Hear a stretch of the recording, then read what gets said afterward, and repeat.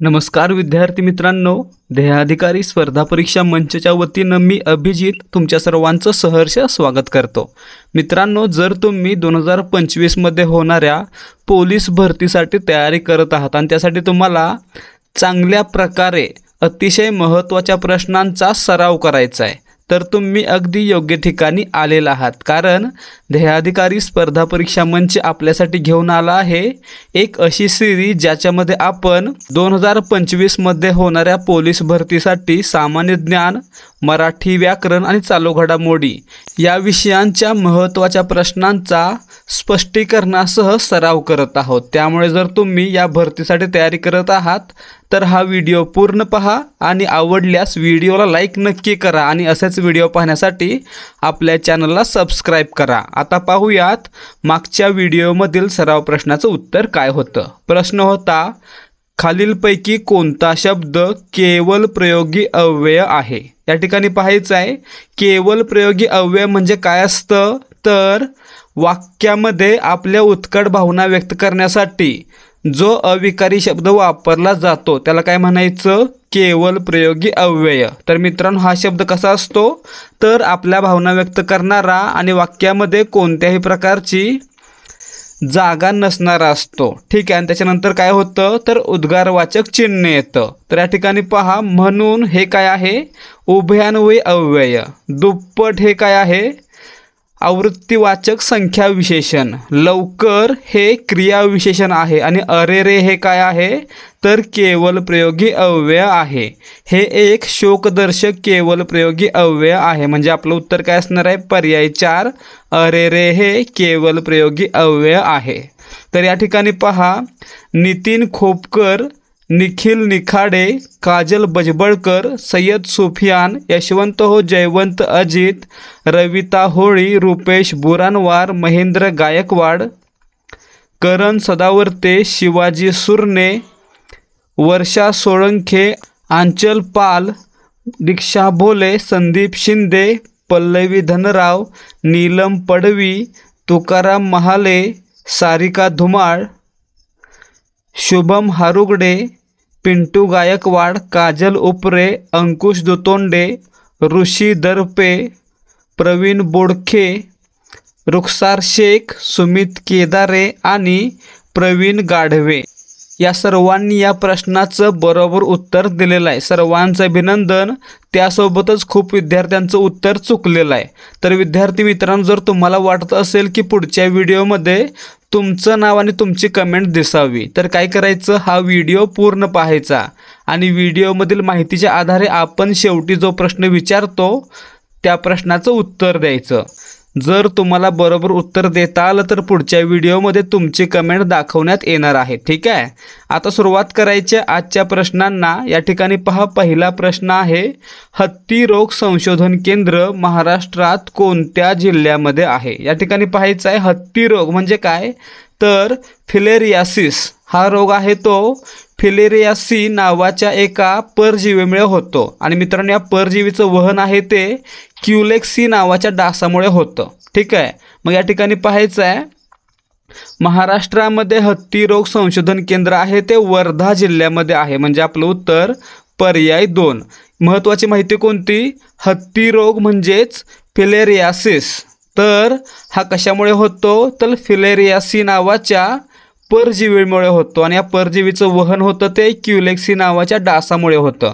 ठीक आहे, त्यामुळे प्रश्न येतो की हत्ती रोगाचा संसर्ग कशामुळे होतो, तर क्युलेक्सी नावाच्या डासामुळे। ठीक आहे, दुसरा प्रश्न पहा, चार्ल्स डार्विन यांनी टिंबटिंब या ग्रंथात उत्क्रांतीवादाचा सिद्धांत मांडला। मित्रांनो, आपल्याला माहिती आहे की उत्क्रांतीवादाचा सिद्धांत कोणी मांडला, चार्ल्स डार्विन यांनी। तर मित्रांनो, यांनी तो त्यांच्या ओरिजिन ऑफ स्पेसीज या पुस्तकामध्ये मांडलेला आहे। म्हणजे आपलं उत्तर पर्याय 2 असणार आहे। ठीक आहे, प्रश्न क्रमांक 3, केक आणि पाव हलके व सच्छिद्र बनवण्यासाठी टिंबटिंबचा उपयोग करतात।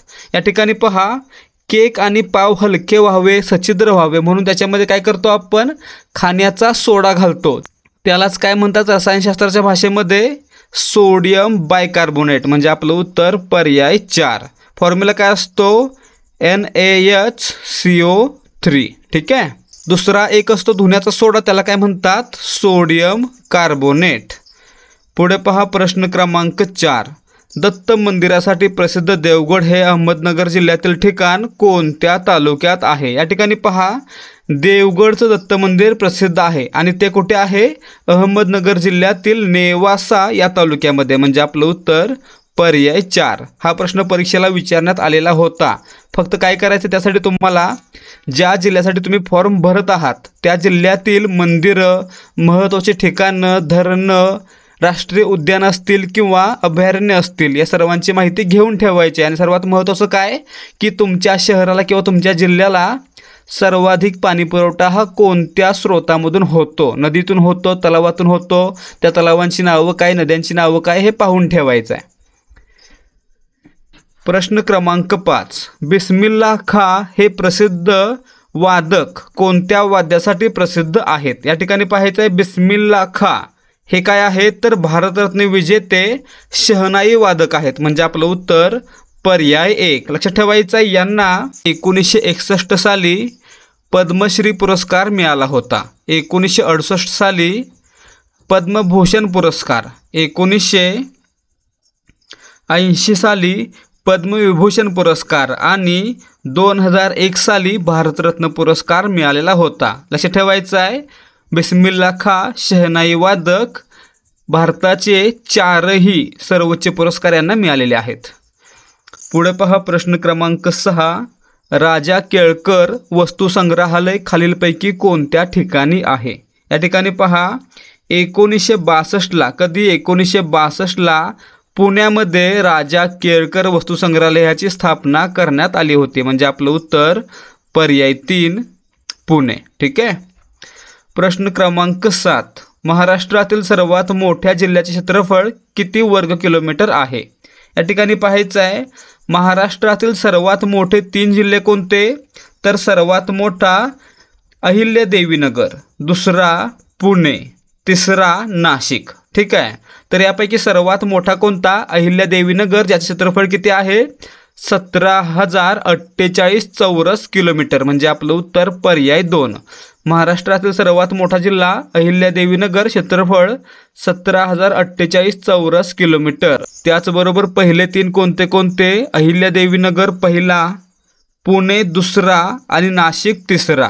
त्याचबरोबर आणखी एक प्रश्न येऊ शकतो की महाराष्ट्रातील सर्वात लहान जिल्हा कोणता किंवा त्याचे क्षेत्रफळ किती? तर लक्षात ठेवायचं आहे, महाराष्ट्रातील सर्वात लहान जिल्हा मुंबई शहर, ज्याचं क्षेत्रफळ आहे फक्त 157 चौरस किलोमीटर.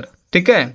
आणि महाराष्ट्रातील सर्वात लहान 3 जिल्हे कोणते? सर्वात लहान मुंबई शहर, त्याच्यापेक्षा मोठा मुंबई उपनगर आणि त्याच्यापेक्षा मोठा भंडारा. ठीक आहे. पुढे पहा प्रश्न क्रमांक 8. सरिस्का हे राष्ट्रीय उद्यान कोणत्या राज्यामध्ये आहे? या ठिकाणी पाहायचं आहे, सरिस्का हा काय? एक व्याघ्र प्रकल्प आहे. हा कुठे आहे? तर राजस्थानमधील अलवार या जिल्ह्यामध्ये. म्हणजे आपलं उत्तर काय असणार आहे? सरिस्का राज्य पर्याय 1 राजस्थान. तर या ठिकाणी पाहायचं आहे, याला 1958 साली अभयारण्य म्हणून घोषित करण्यात आलं.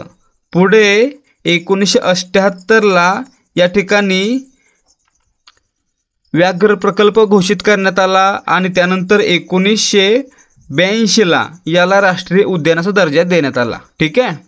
राज्य कोणतं? राजस्थान. जिल्हा विचारला तर अलवार. ठीक आहे. प्रश्न क्रमांक 9. कुडानकुलम अणुऊर्जा प्रकल्प खालीलपैकी कोणत्या राज्यात आहे? या ठिकाणी पाहायचं आहे, कुडानकुलम हा काय? अणुऊर्जा प्रकल्प आहे. कुठे आहे? तर तमिळनाडू राज्यातील तिरुनेलवेली या जिल्ह्यामध्ये. म्हणजे आपलं उत्तर पर्याय 3 तमिळनाडू राज्यामध्ये. ठीक आहे. पुढे पहा प्रश्न क्रमांक 10. लंडन येथे ईस्ट इंडिया असोसिएशनची स्थापना कोणी केली? या ठिकाणी पाहायचं आहे, 1866ला लंडन येथे ईस्ट इंडिया असोसिएशनची स्थापना केली होती दादाभाई नौरोजी. म्हणजे आपलं उत्तर पर्याय 2 यांनी. ठीक आहे. प्रश्न क्रमांक 11.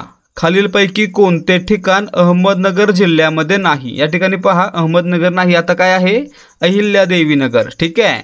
तर या ठिकाणी पाहायचं आहे, शिर्डी अहिल्यादेवीनगर, चौंडी अहिल्यादेवीनगर, भंडारदरा अहिल्यादेवीनगर, परंतु शिखर शिंगणापूर हे जे ठिकाण आहे ते सातारा जिल्ह्यामध्ये आहे. म्हणजे आपलं उत्तर पर्याय 3 शिखर शिंगणापूर हे अहिल्यादेवीनगर जिल्ह्यामध्ये नाही. प्रश्न क्रमांक 12, महाराष्ट्रात पोलीस अधिकारी यांना प्रशिक्षण देण्यासाठी महाराष्ट्र पोलीस अकॅडमी खालीलपैकी कोठे आहे? या ठिकाणी पाहायचं आहे 1906ला महाराष्ट्रातील पुणे या ठिकाणी महाराष्ट्र पोलीस अकॅडमीची स्थापना करण्यात आली होती, परंतु पुढे 3च वर्षांनी म्हणजे 1909ला ही अकॅडमी आहे ती नाशिक या ठिकाणी हलवण्यात आली. म्हणजे आपलं उत्तर काय असणार आहे? महाराष्ट्र पोलीस अकॅडमी कुठे आहे? नाशिकमध्ये, पर्याय 4. ठीक आहे. स्थापना कुठे झाली होती? 1906ला पुण्यामध्ये आणि 1909ला ती नाशिक या ठिकाणी हलवण्यात आली होती. ठीक आहे. प्रश्न क्रमांक 13, माउंट अबू हे थंड हवेचे ठिकाण खालीलपैकी कोणत्या राज्यात आहे? मित्रांनो, माउंट अबू हे काय आहे? तर एक पर्यटन स्थळ आहे, एक धार्मिक स्थळ आहे आणि एक शिखर देखील आहे. हे कुठे आहे? तर राजस्थानमध्ये अरवली पर्वतरांगेमध्ये. म्हणजे आपलं उत्तर काय असणार आहे? पर्याय 3 राजस्थान. पर्वतरांग विचारली तर अरवली. ठीक आहे. प्रश्न क्रमांक 14, विद्यमान राष्ट्रपती हे स्वतंत्र भारताचे कितवे राष्ट्रपती आहेत? या ठिकाणी पहा, सध्या राष्ट्रपती कोण आहेत? श्रीमती द्रौपदी मुर्मू. आणि मित्रांनो, या भारताच्या 15व्या राष्ट्रपती आहेत. म्हणजे आपलं उत्तर पर्याय 1. ठीक आहे. प्रश्न क्रमांक 15, विद्यमान पंतप्रधान हे स्वतंत्र भारताचे कितवे पंतप्रधान आहेत? या ठिकाणी पाहायचं आहे, सध्या पंतप्रधान कोण? नरेंद्र मोदी. सलग 3ऱ्यांदा पंतप्रधान होणारे हे पहिले पंतप्रधान बनलेले आहेत. आणि मित्रांनो, हे भारताचे 15वे पंतप्रधान आहेत. व्यक्तिशः पाहायला गेलं तर 15वे पंतप्रधान आहेत. पर्याय 2 आपलं उत्तर आहे. आणि जर टर्म पाहायला गेलं तर हे 17वे होतात. ठीक आहे. परंतु आपल्याला काय सांगायचं? व्यक्तिशः, व्यक्ती म्हणून ते 15वे पंतप्रधान आहेत. प्रश्न क्रमांक 16, खालसा पंथाचे संस्थापक कोण होते? मित्रांनो, खालसा पंथाचे संस्थापक होते शिखांचे 10वे गुरु, गुरु गोविंद सिंग. म्हणजे आपलं उत्तर पर्याय 1. ठीक आहे. त्यांनी 1699ला खालसा पंथाची स्थापना केली होती. ठीक आहे. प्रश्न क्रमांक 17, बाबरचे आत्मचरित्र बाबरनामा हे टिंबटिंब भाषेत रचले गेले. या ठिकाणी पाहायचं आहे, बाबरचं आत्मचरित्र होतं, म्हणजेच ते त्यानं स्वतः लिहिलं होतं. नाव काय होतं? बाबरनामा. तर मित्रांनो, हे त्यानं त्याच्या मूळच्या भाषेमध्ये म्हणजेच तुर्कीमध्ये लिहिलं होतं. म्हणजे आपलं उत्तर पर्याय 3 बाबरनामा तुर्कीमध्ये. त्यासोबतच आणखी 2 प्रश्न येतात की हुमायूननामा कोणी लिहिला? तर मित्रांनो, हुमायूननामा लिहिला होता गुलबदन बेगम हिनं. तसंच अकबराचं चरित्र कोणी लिहिलं? तर लिहिलं होतं अबुल फजल यानं. ठीक आहे. प्रश्न क्रमांक 18, आंतरराष्ट्रीय अहिंसा दिवस कोणत्या दिवशी साजरा केला जातो? मित्रांनो, दरवर्षी महात्मा गांधी यांचा जन्मदिवस आंतरराष्ट्रीय अहिंसा दिवस म्हणून साजरा करतात. आणि तो दिवस कोणता आहे मग? 2 ऑक्टोबर. पर्याय 3 आपलं उत्तर असणार आहे. तर मित्रांनो, हा दिवस आहे तो 2007 पासून आंतरराष्ट्रीय अहिंसा दिवस म्हणून साजरा केला जात आहे. प्रश्न क्रमांक 19, गटात न बसणारा पर्याय ओळखा. या ठिकाणी पहा, अंधेरी, बोरिवली, कुर्ला हे तिन्ही कुठे आहेत? मुंबई उपनगरमध्ये आहेत. आणि माझगाव कुठे आहे? रायगड जिल्ह्यामध्ये आहे. म्हणजे आपलं उत्तर पर्याय 1 माझगाव हे गटात बसत नाही. प्रश्न क्रमांक 20, भारतातील सर्वात लांब पुळण कोणते आहे? मित्रांनो, पुळण म्हणजे काय? तर बीच. भारतातील सर्वात लांब बीच कोणता? तर तमिळनाडू राज्यातील मरीना बीच. म्हणजे आपलं उत्तर पर्याय 1. लक्षात ठेवायचं आहे, मरीना बीच हा तमिळनाडूतील चेन्नई या ठिकाणी आहे.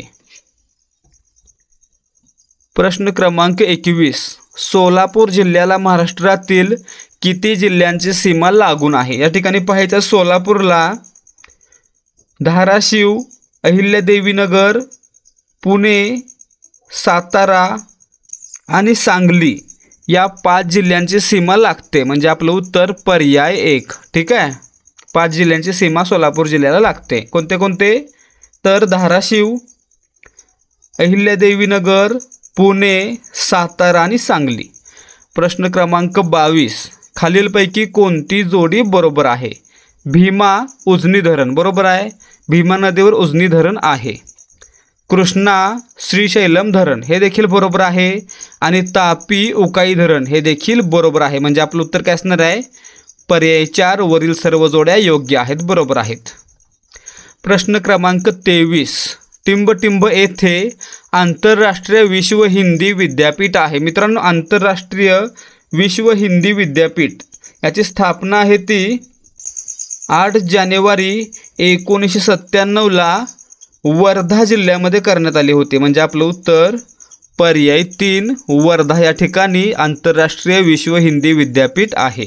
स्थापना 1997. प्रश्न क्रमांक 24. कर्कवृत्त भारतातील खालीलपैकी कोणत्या राज्यामधून जात नाही? या ठिकाणी पाहायचं आहे, कर्कवृत्त हे भारतातील 8 राज्यांमधून जाते. कोणत्या कोणत्या? तर गुजरात, राजस्थान, मध्य प्रदेश आणि छत्तीसगड ही 4 झाली. आणि झारखंड, पश्चिम बंगाल, त्रिपुरा आणि मिझोरम ही 4 झाली. एकूण 8 राज्यामधून कर्कवृत्त जाते. मग या ठिकाणी पहा, अरुणाचल प्रदेशमधून जातं का? नाही जात आहे. म्हणजे आपलं उत्तर पर्याय 4 अरुणाचल प्रदेश या राज्यामधून कर्कवृत्त जात नाही. 8 राज्य कोणते कोणते पुन्हा पहा? गुजरात, राजस्थान, मध्य प्रदेश, छत्तीसगड, झारखंड, पश्चिम बंगाल, त्रिपुरा, मिझोरम. ठीक आहे. प्रश्न क्रमांक 25.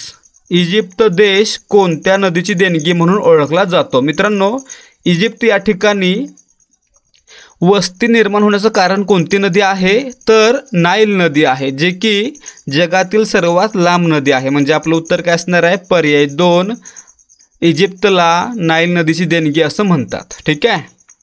प्रश्न क्रमांक 26. पुढीलपैकी अयोग्य जोडी ओळखा.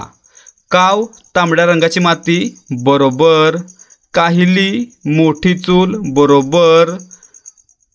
हुंडा भरीव बांबू हे देखील बरोबर.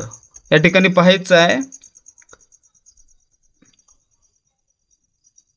हुंडा म्हणजे काय? तर वरदक्षिणा किंवा भाजून खाण्यासाठीचा जोंधळा किंवा पक्के नसलेले कणीस किंवा एक प्रकारचा भरीव बांबू या अर्थाने हुंडा हा शब्द वापरतात. त्यामुळे या ठिकाणी पाहायचं आहे, या तिन्ही जोड्या योग्य आहेत. परंतु खंक म्हणजे काय असतं? तर खंक म्हणजे गरीब वर्ग किंवा ज्याच्याजवळ पैसा नाही किंवा कमी पैसा आहे असा व्यक्ती. मग या ठिकाणी पक्षी होतं का? नाही होत आहे. म्हणजे या ठिकाणी पर्याय 3 ही जोडी अयोग्य आहे. ठीक आहे. खंक म्हणजे गरीब आणि खग म्हणजे पक्षी. ख म्हणजे आकाश, ग म्हणजे गमन. खग म्हणजे आकाशात गमन करणारा म्हणजेच पक्षी. ठीक आहे. म्हणजे या ठिकाणी तिसरी जोडी अयोग्य आहे. प्रश्न क्रमांक 27.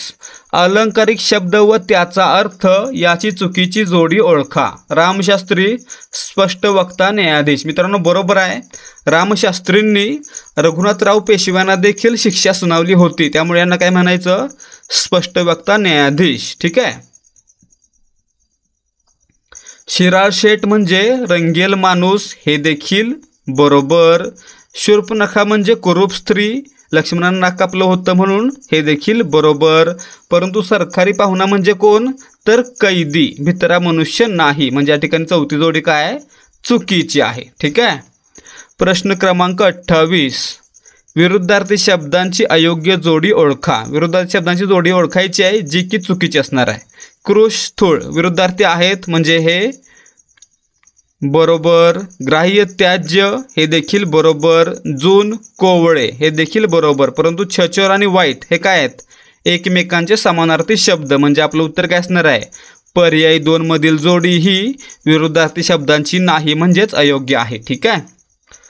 प्रश्न क्रमांक 29. हत्ती या शब्दाचा पुढीलपैकी कोणता समानार्थी शब्द नाही? मित्रांनो, हत्तीला समानार्थी शब्द कोणते कोणते आहेत? तर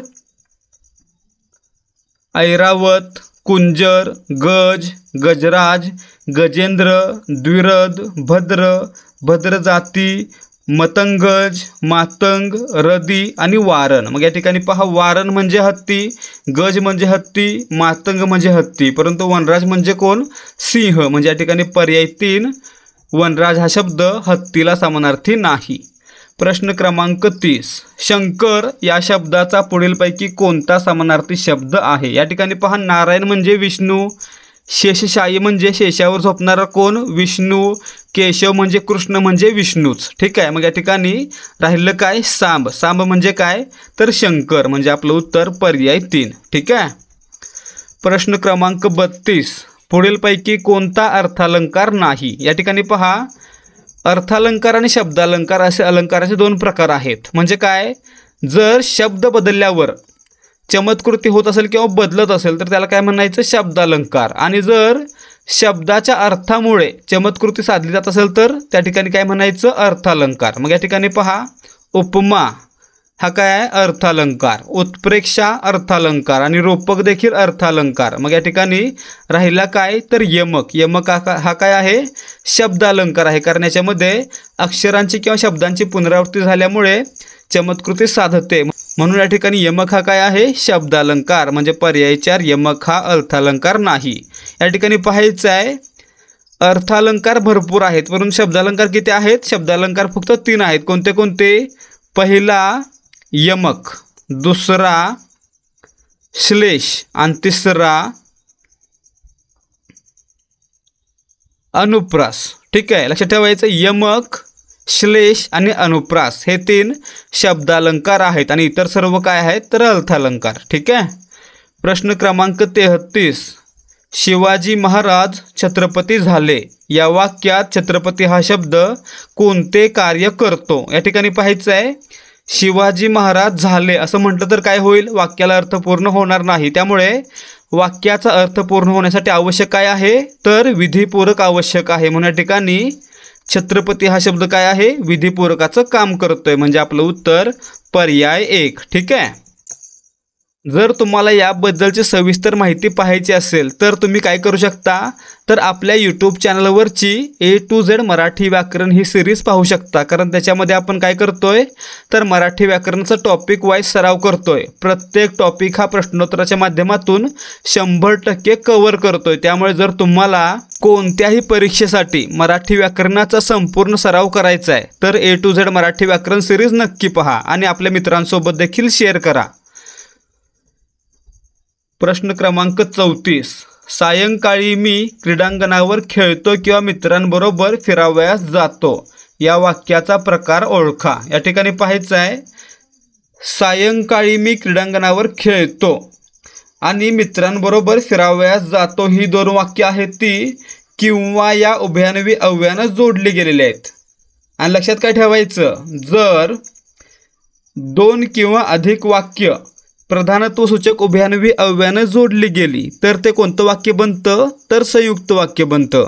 आणि जर 2 किंवा अधिक वाक्य गौणत्वसूचक उभयान्वी अव्ययानं जोडली गेली तर कोणतं वाक्य बनतं? मिश्र वाक्य बनतं. मग या ठिकाणी पहा, किंवा हे काय?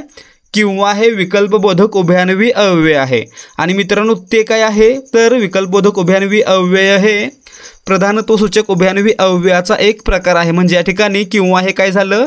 प्रधानत्वसूचक उभयान्वी अव्यय झाला. आणि आपण काय पाहिलं, जर 2 वाक्य प्रधानत्वसूचक उभयान्वी अव्ययानं जोडली असतील तर त्या ठिकाणी काय बनणार? संयुक्त वाक्य. म्हणजे या ठिकाणी आपलं उत्तर काय असणार आहे? वर जे वाक्य दिलंय ते कोणतं आहे?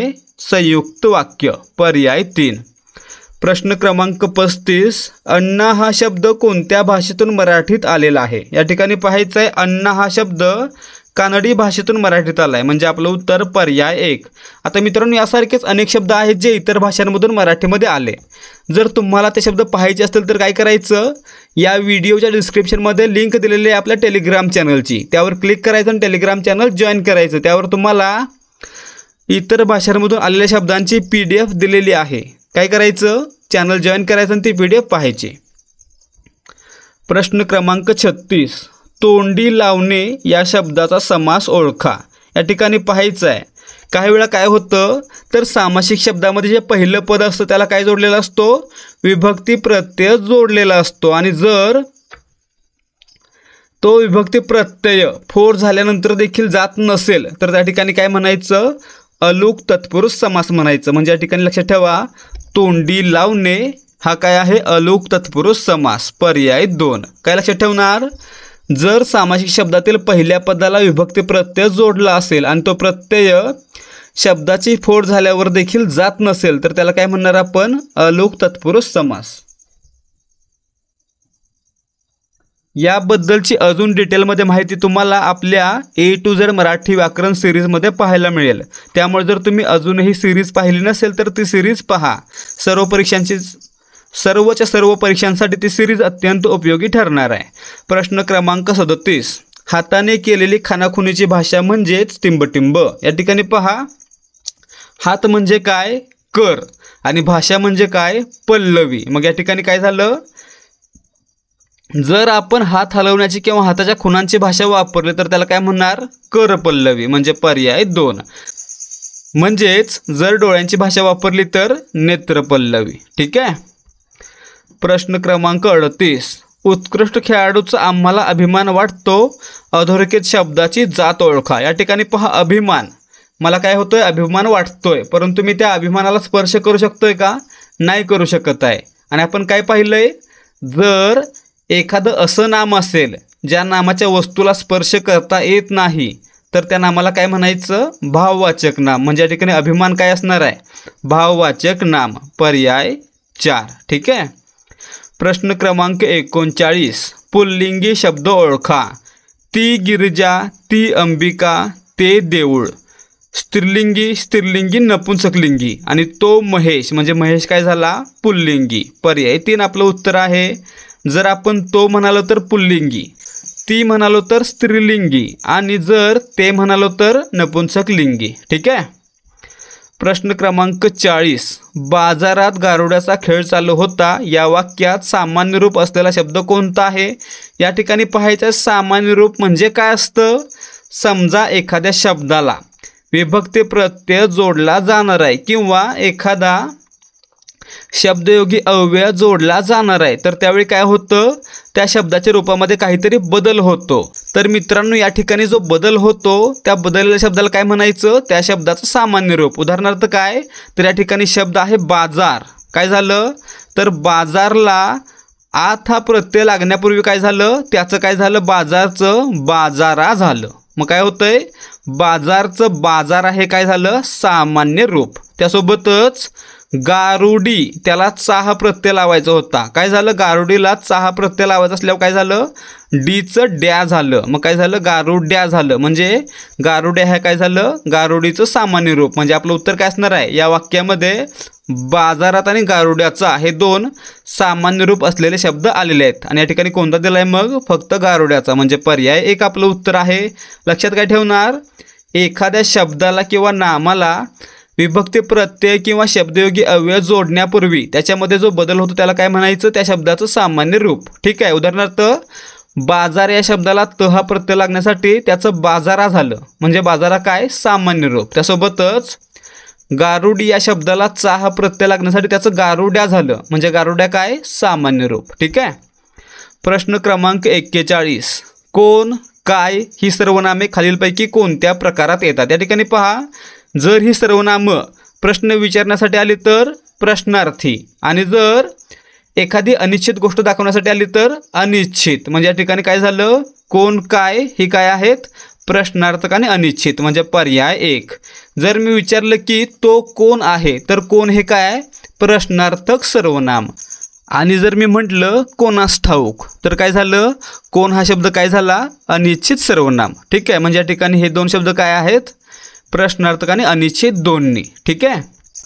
प्रश्न क्रमांक 42. नाचणारा, वाकलेला व जळता हे शब्द वाक्यात विशेषण म्हणून वापरल्यास ते कोणत्या प्रकारचे विशेषण होईल? या ठिकाणी पाहायचं आहे, नाचणारा, वाकलेला, जळता हे तिन्ही शब्द नाच, वाक व जळ या धातूंपासून तयार झालेले आहेत. आणि आपण काय पाहिलेलं आहे? जर धातूला प्रत्यय लागून किंवा धातूच्या रूपामध्ये बदल होऊन नाम बनलं तर धातुसाधित नाम, जर विशेषण बनलं तर धातुसाधित विशेषण. म्हणजे या ठिकाणी नाचणारा, वाकलेला, जळता हे काय आहेत? धातुसाधित विशेषण. म्हणजे पर्याय 2 आपलं उत्तर आहे. प्रश्न क्रमांक 43. रामूला शेळीचे दूध आवडते या वाक्यातील दूध हा शब्द व्याकरणिकदृष्ट्या काय दर्शवतो? या ठिकाणी पाहायचं आहे, रामूला शेळीचे दूध आवडते. या ठिकाणी काय झालं क्रिया घडते आवडण्याची, परंतु क्रिया कोण करतंय, रामू करतोय की दूध करतंय? तर या वाक्यामध्ये आवडण्याची क्रिया करणारा शब्द आहे दूध, म्हणून या ठिकाणी दूध काय झाला तर वाक्यातील कर्ता, म्हणजे या ठिकाणी आपलं उत्तर काय असणार आहे, पर्याय एक कर्ता. वाक्यामध्ये जो क्रिया करतो तो कर्ता, ज्याच्यावर क्रिया घडते ते कर्म, म्हणजे या ठिकाणी दूध हा कर्ता तर रामू हा कर्म. ठीक आहे. प्रश्न क्रमांक 44, यथाशक्ती हा शब्द कोणत्या समासाचे उदाहरण आहे?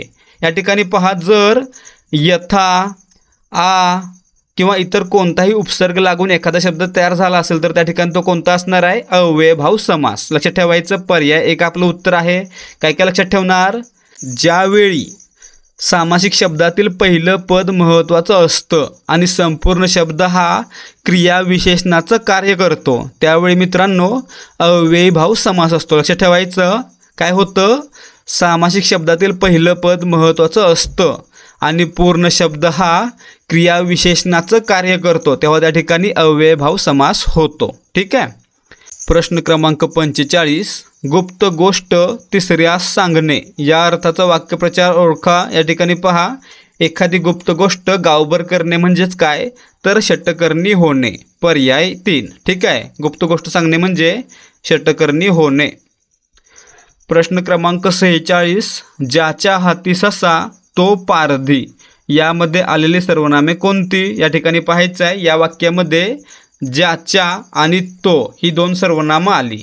तर ज्याच्या कशापासून बनलंय तर जो पासून बनले, आणि जो हे काय, जो जी जे ही काय आहेत संबंधी सर्वनाम, आणि तो ती ते हा ही हे ही काय आहेत दर्शक सर्वनाम. म्हणजे या वाक्यामध्ये ज्यांच्या हे संबंधी सर्वनाम आणि तो हे दर्शक सर्वनाम आले, म्हणजे आपलं उत्तर पर्याय 2. या वाक्यामध्ये संबंधी आणि दर्शक दोन्ही सर्वनामं आलेले आहेत. प्रश्न क्रमांक 47, खालील वाक्याचा प्रयोग ओळखा.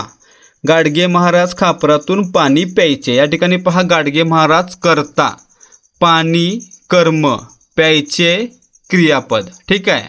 आता या ठिकाणी पहा, गाडगे महाराजचं आपण काय करूया, लिंग बदलूया, द्रौपदी मुर्मू म्हणूया. श्रीमती द्रौपदी मुर्मू पाणी प्यायच्या. काय झालं, जेव्हा आपण कर्त्याचं लिंग बदललं तेव्हा काय झालं, क्रियापदाचं रूप हे प्यायचेवरून प्यायच्या असं झालं. म्हणजे काय झालं, कर्त्यानुसार क्रियापदाचं रूप बदललं. आणि आपण काय पाहिलंय, जर कर्त्यानुसार क्रियापदाचं रूप बदललं तर कर्तरी प्रयोग आणि कर्मानुसार बदललं तर कर्मणी प्रयोग. म्हणजेच या ठिकाणी या वाक्यामध्ये काय झालं, कर्तरी प्रयोग आहे. परंतु जर वाक्यामध्ये कर्त्यासोबत कर्म देखील आला असेल, म्हणजेच क्रिया ही कर्मावर घडत असेल तर त्या ठिकाणी सकर्मक कर्तरी. आणि या ठिकाणी काय झालं, या वाक्यामध्ये पाणी हे कर्म आलेलं आहे, म्हणजे या ठिकाणी हे वाक्य कोणत्या प्रकारचं आहे, सकर्मक कर्तरी, म्हणजे पर्याय 1. ठीक आहे.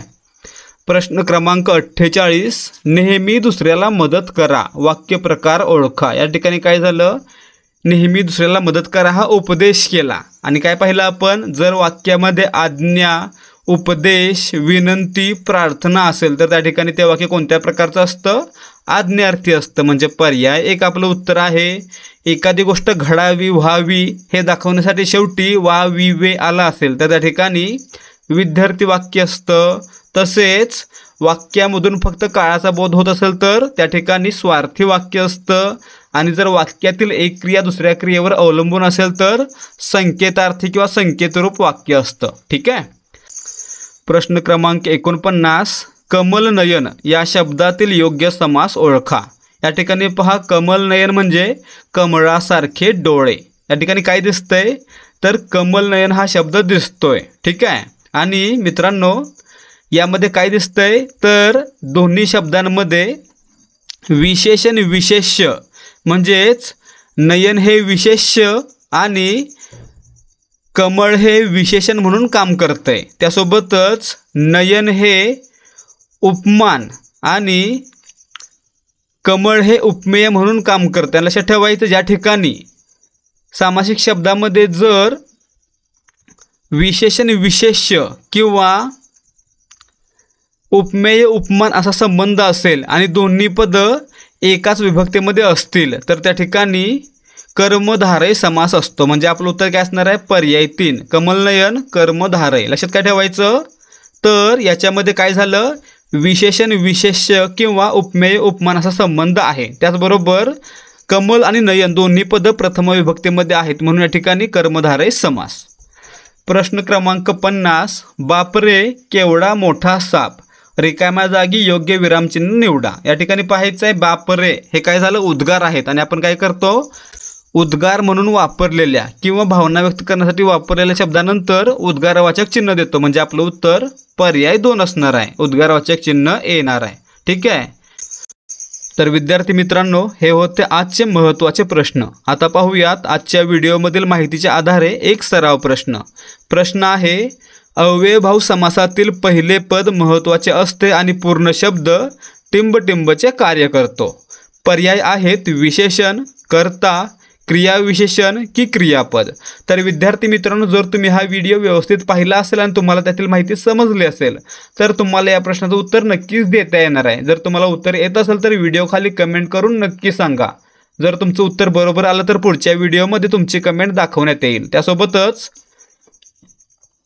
जर तुम्हाला हा व्हिडिओ आवडला असेल आणि व्हिडिओमध्ये सांगितलेली माहिती समजली असेल तर या व्हिडिओला एक लाईक नक्की करा आणि आपल्या मित्रांसोबत देखील शेअर करा. तसेच याचसारखे आणखी व्हिडिओ पाहून मराठी व्याकरण आणि महत्त्वाच्या प्रश्नांचा सराव करण्यासाठी ध्येयाधिकारी स्पर्धा परीक्षा मंच या आपल्या यूट्यूब चॅनलला सबस्क्राईब करा आणि आपल्या चॅनलवर अपलोड करण्यात येणारे व्हिडिओ आणि इतर माहिती तुमच्यापर्यंत लवकरात लवकर पोहोचावी यासाठी बेल आयकॉनवर क्लिक करा आणि ऑलवर सेट करा. भेटूयात या सिरीजच्या पुढच्या भागामध्ये. जय हिंद, जय महाराष्ट्र.